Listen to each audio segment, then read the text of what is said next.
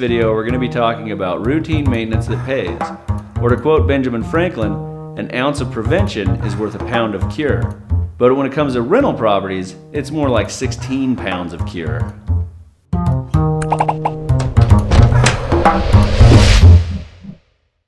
It's easy at times to neglect routine or preventative maintenance, but trust me, when you have to sit down and write out a big fat check for something that could have been fixed by a $3 filter or a little tube of grease, you catch on really fast. We're going to show you real quick some of the most commonly ignored routine maintenance. So, first of all, door stops. These little things here, $2 at the hardware store, save you tons of time later, especially in damages and repairs. So you can see this door, this is new construction.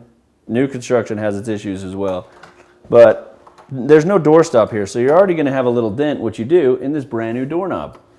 This is not the right kind of door stop. You're going to need the hinge type. There's other options you can do for that. And these two doors, no door stops. So you're going to end up with dings here and here. Tenants move in, they start opening stuff up.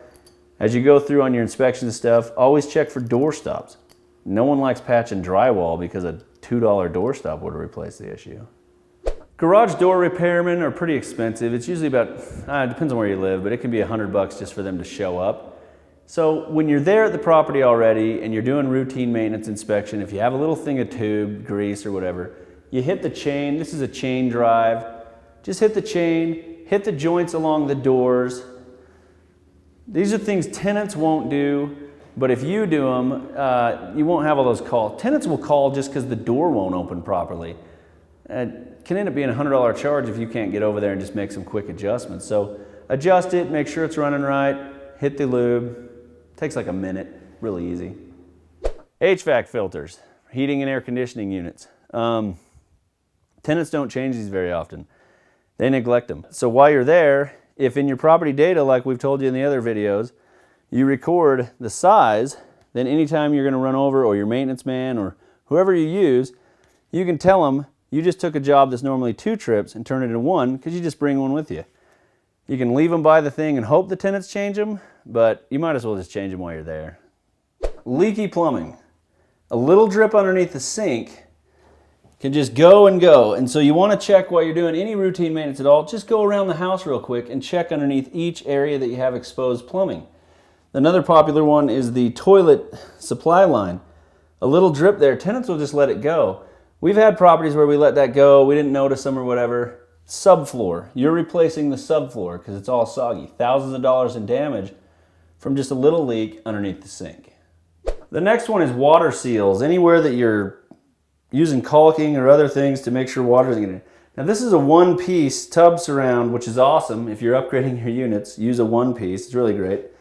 So on this one, you only have the caulking along the bottom here. You got to remember, people are going to move into this house. The kids are going to have a big old bathtub party in here. The mom's going to be down there watching soap operas. Water's going to get all over the floor. They're going to let it run. It's going to leak into the basement. A little bit of caulking clears that up. The other place you'll see this is on backsplashes on kitchen and bathroom sinks, especially kitchen sinks. That water will run down in, start to swell the cabinets. I've seen it along the side of cabinets.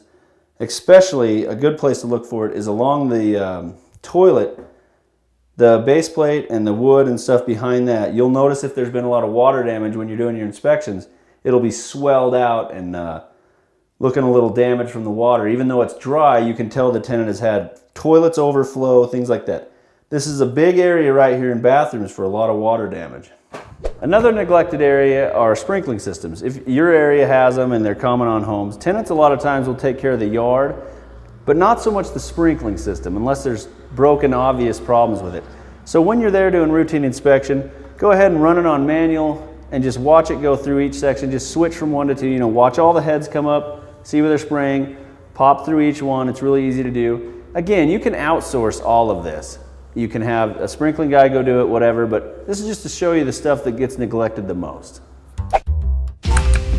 Here's your Rent Like a Pro insider tip. Lawn care is definitely an issue that you don't want to let go unaddressed. If the lawn's not looking good and you hear about it from a neighbor or however you find out, you serve them a notice, typically 3 days, to get it taken care of, or you're going to send out a professional and they will be charged. And then after 3 days, if they didn't take care of it, send out the professional and charge them. This will be outlined in the lease and in the notice you serve them. Let's go over 3 items that'll make your routine inspections even better. Number 1, using a checklist. Now I keep mine on my cell phone so I can have it with me anytime, anywhere. I access it there and I go through the property like that, plus I can add pictures. I've done thousands of these routine inspections, honestly, and I still use the checklist every single time. Number 2, while doing your routine maintenance inspection, make sure the tenants are doing the routine maintenance that they've agreed to do. You can't just sit back and think, I put all that on the tenant's shoulders, I don't have to do anything. You're going to want to make sure to list what the tenant responsibilities will be during their tenancy. This should be outlined in the lease and/or house rules. You're also going to want to make sure you have clear deadlines. For example, replace the filter every 3 months, etc. Make sure you set clear expectations of what the consequences will be if they fail to maintain the property. For example, a $55 charge to replace a dirty furnace filter that the tenant was responsible for. Should all be outlined, written in the lease and/or house rules. Number 3, don't leave all the routine maintenance up to the tenants. Even if you have a really good tenant who seems like they're going to do everything for you, when you're going over to do the routine maintenance inspections, this is your opportunity to check and make sure it's all being done. Even if you outsource these, use inspection services, or however you choose to do them, this is your chance to kind of follow up and make sure everything's being maintained on the property. You can follow up with tenants, you can ask them questions while you're there. A good thing to do, the tenants live there, is ask them, hey, how are things going? But some landlords just think they can get by asking the tenant over the phone or an email, hey, is everything fine? Yeah, it's great. That's great. Typically, they just don't want you to bug them. They don't want you in their house. This is your chance to do that and catch a lot of big things before they become big things. I've had conversations like this with tenants. So how's everything in the property? And they say, oh, it's great. Okay, good. No issues at all? No maintenance issues? No, everything's great. Okay, well, I'm going to do the inspection anyways. So you start going through. I get to the back of the room. Now, remember, this guy said, hey, everything's great. He's just talking through, yeah, it's great. I get to this back room in the house, and there's a bucket there. And I go, well, now what's a bucket for? Oh, just, every once in a while when it rains, the rain drips through. So I put the bucket there. It's no problem. I had a hard time not laughing when he said that. Like, that's no problem. The roof's just leaking into the house. I was really glad I was there to do the inspection instead of talking to this guy over the phone. This is your property. Keep it in good condition. Landlords really lose when they fail to do this. You see a property go on a downward spiral. The quality of tenants goes down because the property quality goes down, the rent amount goes down. All of this can be resolved through routine inspections and maintaining that quality with your properties. We put a lot of tools for this along with this video for you to use. Get involved in the forum. Thanks for watching.